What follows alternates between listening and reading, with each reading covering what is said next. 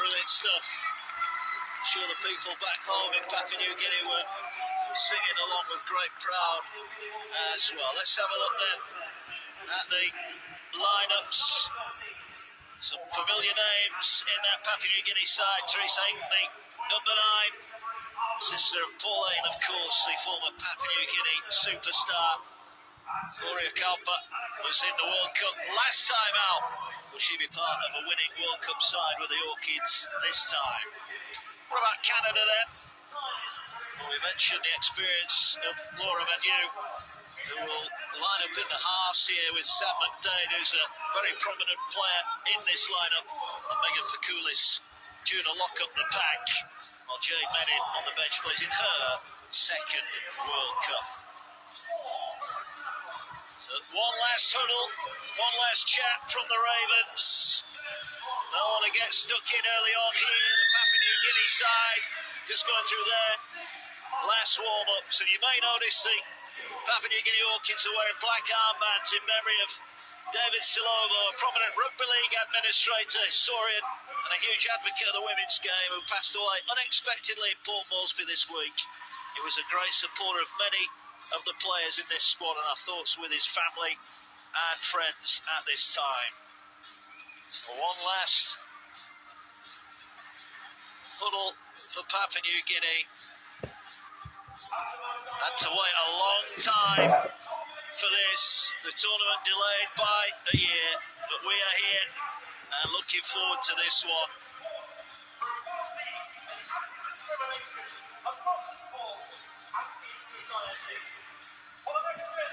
I think as well, if you get chance, you got some time, have a watch of the Power Mary film that was made and put out about the Papua New Guinean women and their journey, their struggles against adversity to get to that World Cup in 2017. So again, to add to the squad and to be here in England is again another milestone for this team.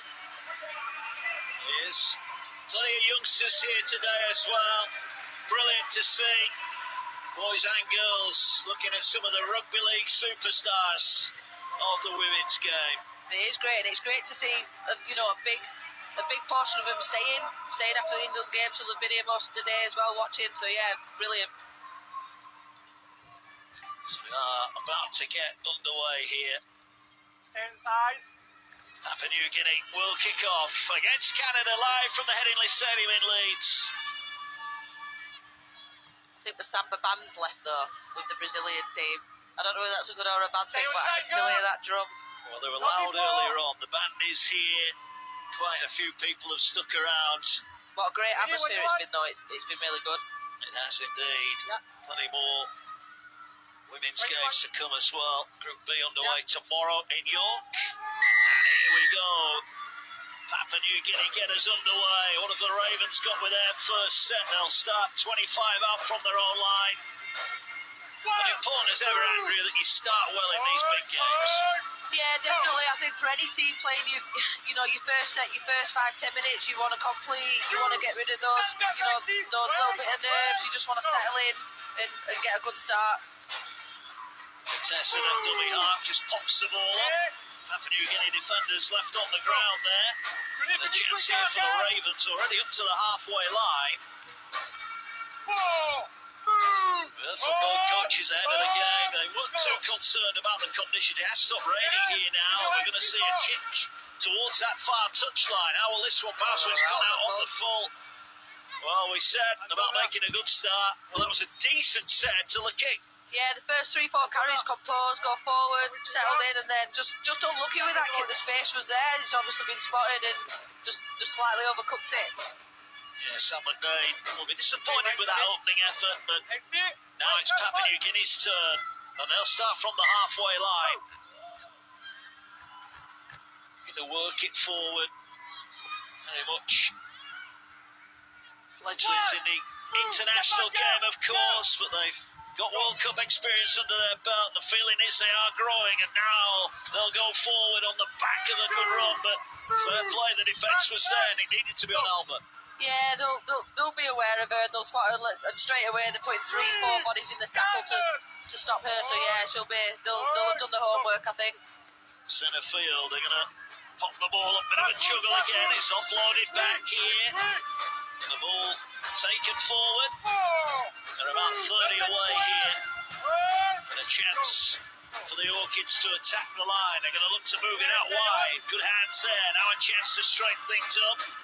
This is a decent start for the Orchids. What have they got? They're just to the right of the post. They've got the attack lined up. They're going to kick across field here. And if the kick's got the distance, it's well caught. This could be a try if they can offload it.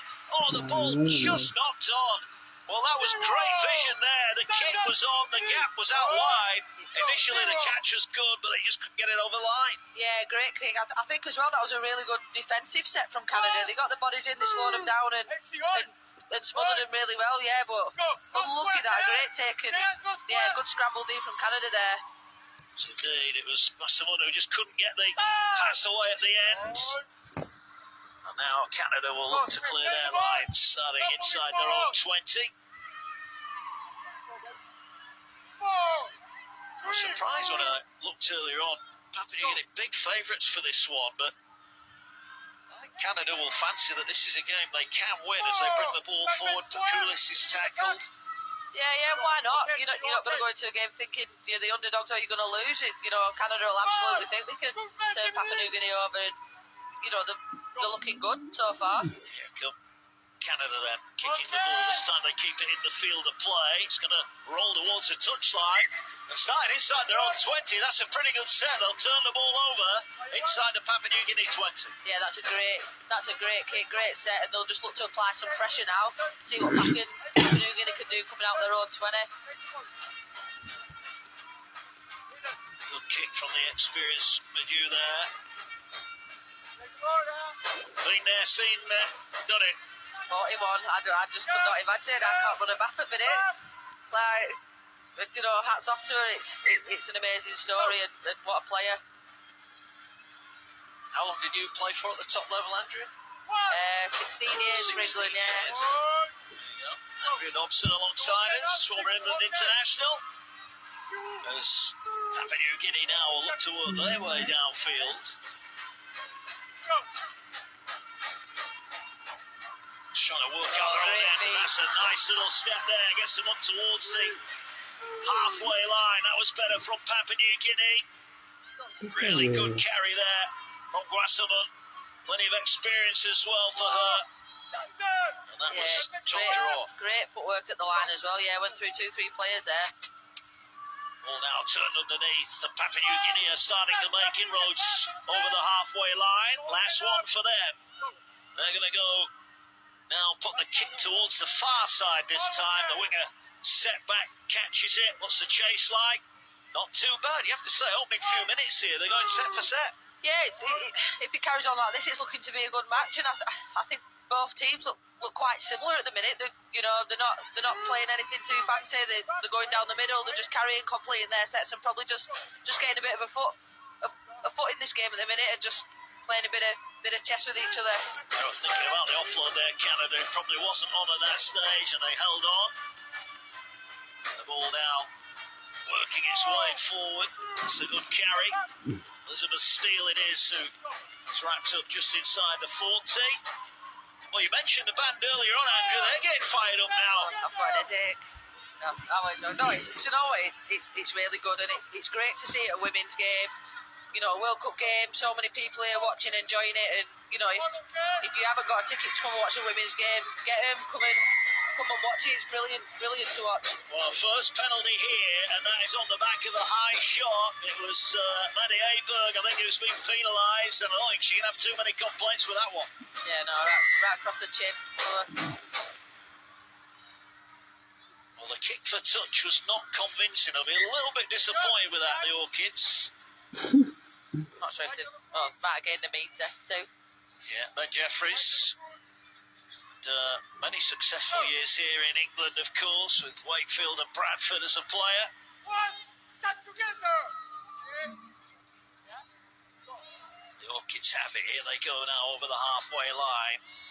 Up the middle, but again, it's aggressive defence. Canada getting plenty of bodies in front. Yeah, exactly. And to be honest, I didn't expect it from Canada. They played a friendly last week against Ireland and got beat by 2 points, 8-6. And I've just chatted to the Canadian assistant coach, and I think they had 7 or 8 of these players not playing that day and off the plane and stuff, so maybe not too much to read into that score. Well, here come the Orchids again, and they had half a chance out wide, but the pass maybe just a little bit too high there, and Ika Butler couldn't take it in, but I think just a couple of times already down this left-hand side, you can see the threat is there.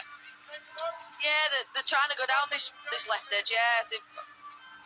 They must have done a little bit of homework on it, but yeah, they're trying it. Something Canada have got to be aware of here. It's a ball played on the 30-metre line. What can Canada come back with in response? It's been tight early on here.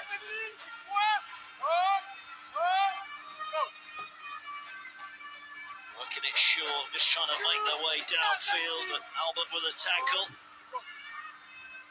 Now they go back to the open side. A good strong run gets them over the halfway line. That was better from Pakulis. All centre field. Canada's working the way forward, and the forwards at the moment are doing a pretty good job here. They're inside the 40-metre line. Yeah, again, four strong carries. A lot of metres gained and landing on the front again and a quick play. Oh, the ball's come out here. It's play on, says the official. They're going to kick over the top. Could be a chance here. That's going to be a knock-on. It'll be play on here. It's going to be a set restart. 10 wide. They're keeping it alive. But you now goes in field. They had the numbers out wide on the left, and they've got a chance here. Very, very tight. If they can ship the ball. Well, they need to get their eyes up here, don't they? Pakulis drives it in, going to be held up in front, but they've got numbers left, Canada, here. They've got to look up here and see the numbers. The threat is left, and that's where they're going now. They've got the overlap. If they can execute, ball over the top is taken in. Going to be the first try. Well, is it? Is that ball over the line? That is brilliant scrambling defence from the Orchids, but they need to hang on a little bit longer here. Brilliant stuff from Papua New Guinea. Great work around the ruck area. Calpri was that time. Bit of a fumble there at the play of the ball. Well, yeah. Canada have had the first big chance there, and they've come up with no points, but it's no points because of Papua New Guinea's scrambling, desperate defence. This was brilliant. Yeah, I think probably the wrong pass option for me. I think just go forward, get the ball through the hands there. It could have possibly been a bit more walking, but I think the head coach Mike Castle alluded to Canada are going to be strong on their edges, and if they can get the ball early and into a little bit of space, that's where they're obviously going to get the joy. The whole Papua New Guinean team were within 10 metres of the